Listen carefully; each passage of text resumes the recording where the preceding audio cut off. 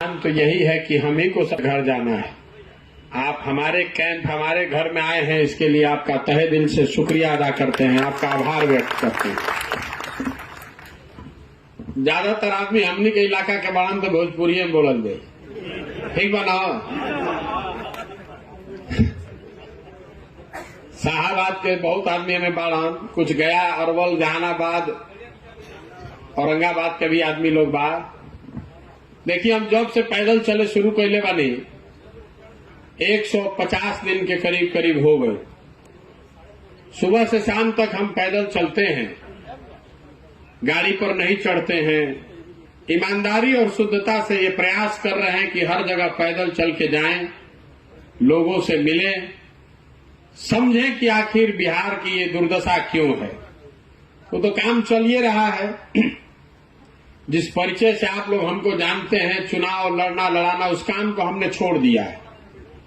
हम किसी का चुनाव नहीं लड़ा रहे, अभिराम शर्मा जी का भी चुनाव नहीं लड़ा रहे।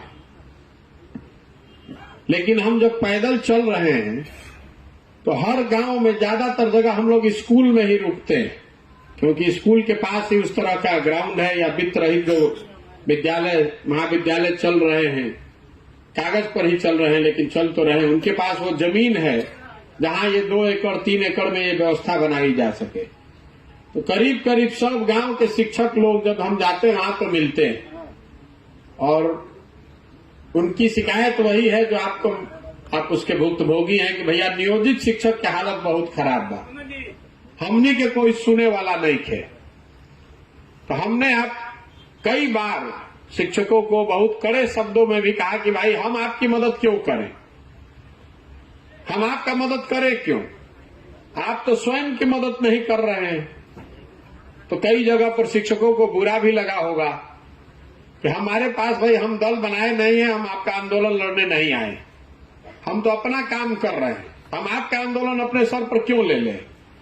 लेकिन हर दूसरे तीसरे चौथे 5वें दिन कोई न कोई शिक्षक समूह मिलता है और उसकी अपेक्षा इतनी ही होती है कि भैया रउआ आवाज लगाएं, आप बोलिएगा तो बात हो जाएगा। हम आपको बता रहे हैं हमारे बोलने से आपका काम नहीं होगा, हम आपको झूठ नहीं बोलना चाहते। आपको 2015 में हमने देखा है, हम उस समय प्रचार कर रहे थे नीतीश कुमार का, तो शिक्षक संगठनों ने भाजपा और भाजपा के नेतृत्व के कहने पर उस समय पूरी ताकत से भाजपा की मदद की। आप जिसका मदद किए वो चुनाव हार गया। तो जो मान लीजिए हम नीतीश कुमार हैं तो हम तो यही समझेंगे कि इन लोग का वैल्यू क्या है, तो बात कोशिश कैलन जा तबो ना हारा पैलन जा।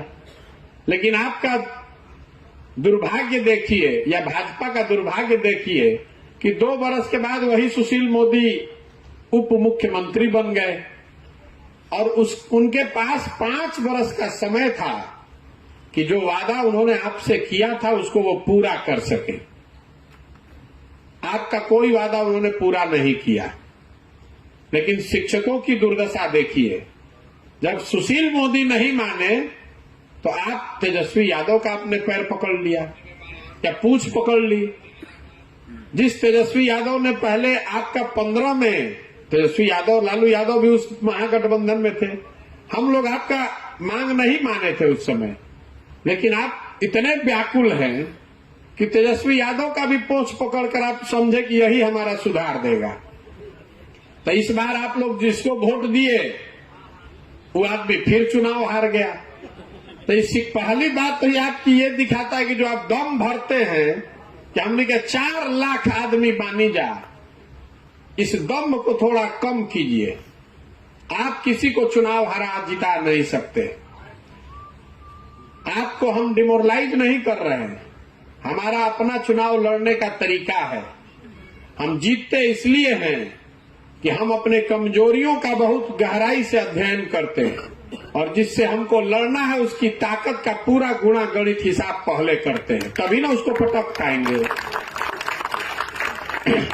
रवा सब में से कुछ आदमी बंगाल में हमारे को वक्तव्य सुनले हुई चुनाव से पहले खेला हो गए ना, हमने कहा चुनाव के 4 दिन पहले कि भाजपा यहां पर बहुत ताकत से लड़ रही है, मोदी जी बहुत लोकप्रिय हैं, सारा हिंदी भाषी लोग भाजपा को वोट दे रहा है, बहुत ज्यादा पोलराइजेशन भी है और दलित भी एक सिरे से वोट दे रहा है भाजपा को।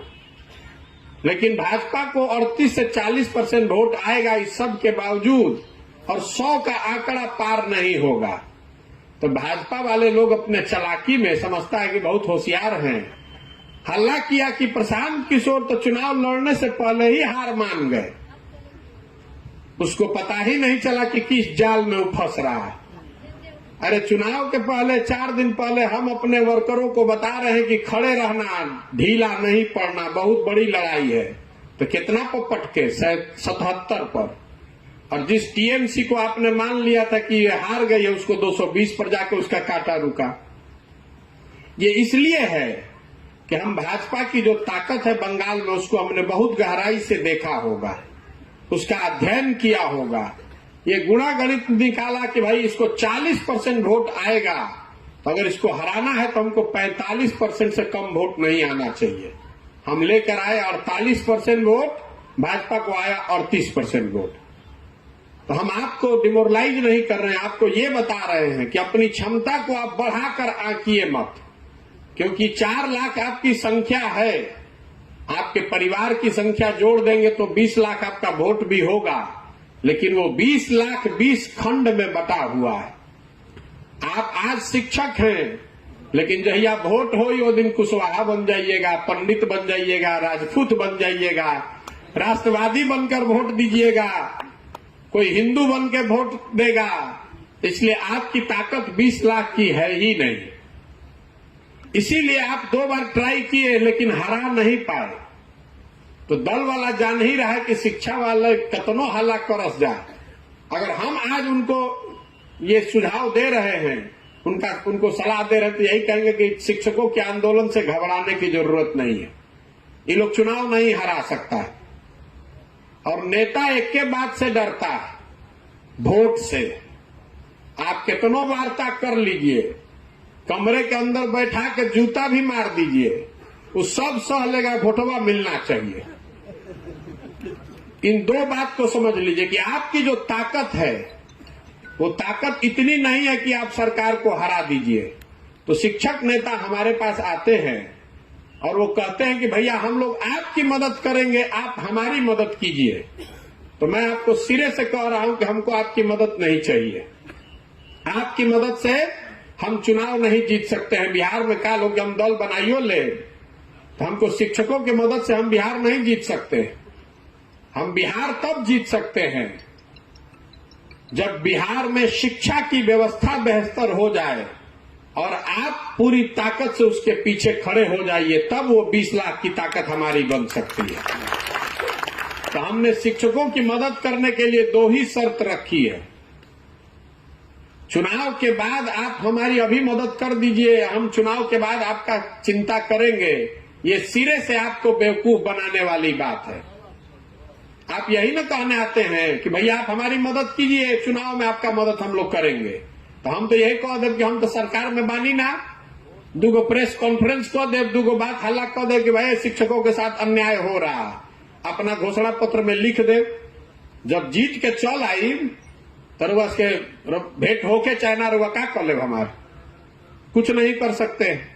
तो इसलिए फिर से ठगे जाने वाले रास्ते पर मत जाइए। ये मेरा पहला सुझाव है कि आप हमारी मदद पहले कर दीजिए, उसके बाद हम आपका चिंता करेंगे। घोषणा पत्र में लिख देने से तो आपकी दशा वही होगी जो सुशील मोदी के साथ हुई, जो तेजस्वी यादव के साथ हुई, वही दशा आपकी प्रशांत किशोर के साथ, जनसुराज के साथ भी होगी। तब एक रास्ता क्या बा? हम ये कह रहे हैं कि हम आपकी मदद पहले कर देते हैं। आपकी जो चिंता है, हम 24 के चुनाव से पहले आपका उपाय निकलवा देते हैं। उसके बाद आपके विवेक, आपके अंतरात्मा पर छोड़ेंगे कि हमने आपकी मदद की है, आपको अच्छा लगेगा तो हमारे साथ खड़ा होइएगा, नहीं अच्छा लगेगा तो जहां रहना है रहिए। और उसके लिए हमने शर्त 2 ही रखी है।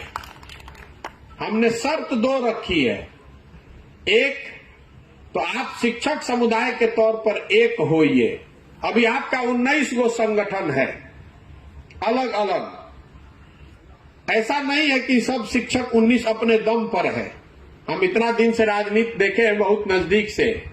19 में ज्यादातर संगठन ऐसे होंगे जो किसी न किसी दल के, किसी नेता के सहयोग से, पीछे से चढ़ाए जाने पर बनाए गए। तो हम क्यों कह रहे हैं एक होने के लिए? क्योंकि कोई आंदोलन अगर आप करेंगे तो जैसे ही आप खड़ा होइएगा तो 4 गो खड़क के भाग जाएगा। दिल्ली में जो आंदोलन हुआ, जिसमें लोगों ने, हम लोग जैसे लोगों से सुझाव लिया, उसमें भी 18 किसान के संगठन थे। तो हम लोगों का योगदान इतना ही है कि उनको बताया कि भाई आप अलग अलग लड़ने के बजाय बैनर अलग अलग रखिए, लेकिन एक संघर्ष समिति बनाइए, एक झंडे के नीचे आइए। उन्होंने फ्रंट भी अलग अलग बनाया।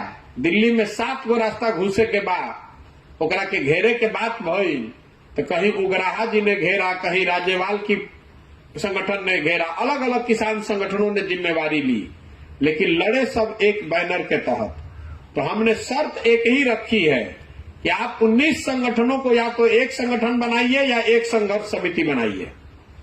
और दूसरी बात, आंदोलन किस मुद्दे पर होगा वो हम डिसाइड करेंगे, आप नहीं कीजिएगा।